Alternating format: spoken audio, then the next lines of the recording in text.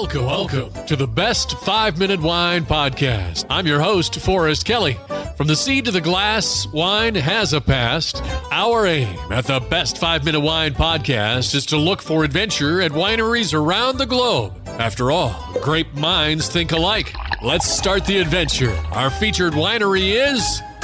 In this episode, we head to the state with the most golf courses. Approximately 1,000 people move here each day. The state's highest natural point is only 345 feet above sea level, and it makes it the flattest state in America. We head to the Sunshine State, Florida, to Lakeridge Winery and Vineyards.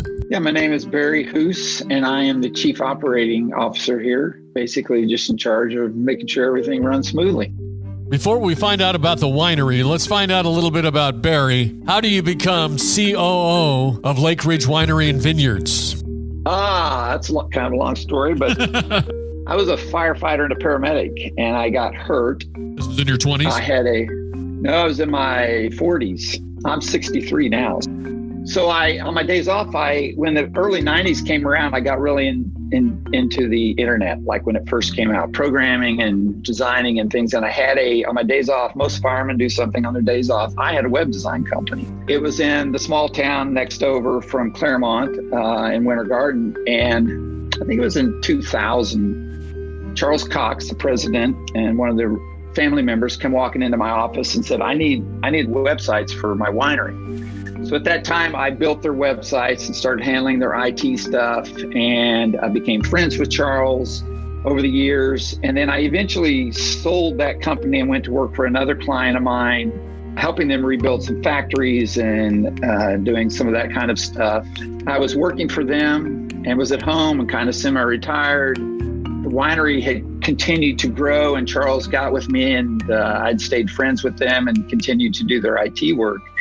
He said, I need to hire a COO. We're just getting too big. I need another level of management here. So I was helping him vet people. We were looking for someone qualified to do the job. He knew that I had been at that level of employment. So I was helping look at somebody, and we found somebody that we thought would be really good. And when we offered them the job, they got a promotion where they were. So they stayed. And he just said, why don't you do it? And so for about 3 months, I said, no, I'm pretty comfortable. Here. And my wife and I talked about that. I'm like, that would be a great challenge. I mean, it's a beautiful place. I know the family well. I've known them for 15 years. They've always treated me well. I said, I think I could do a lot of good over there. So I took the job 5 years ago, and it's been a blessing. I mean, it's been a great experience. Something that I didn't realize until I was doing some research for this interview was the rich history of Florida wine. Florida started out as the wine industry back in the early days when the settlers came over here. They discovered that these Muscadine grapes were here in Florida. So they tried to make wine out of them, didn't particularly like the flavor of it. They went ahead and brought over their own varieties from Europe. At one time, there were thousands of acres of grapes here in Florida, but they discovered that in this climate, they just wouldn't grow. There's actually a bacteria that gets in the vines, and it leads to what's now called Pierce disease.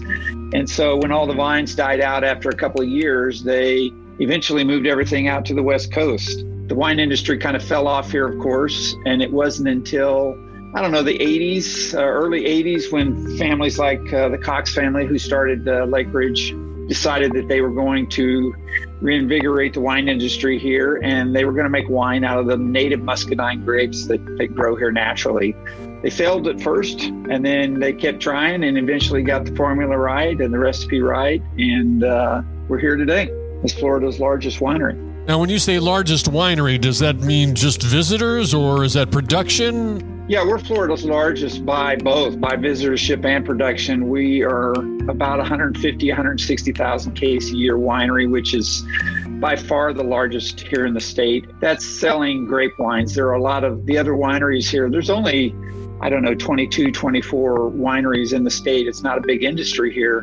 And a lot of those are fruit wines, mostly blueberry wines, because blueberries grow well here. There are a few like us that do grape wines, but we're by far the largest. Thank you for listening. I'm Forrest Kelly. This episode of the Best 5-Minute Wine Podcast was produced by Huss. If you like the show, Please tell your friends and pets and subscribe.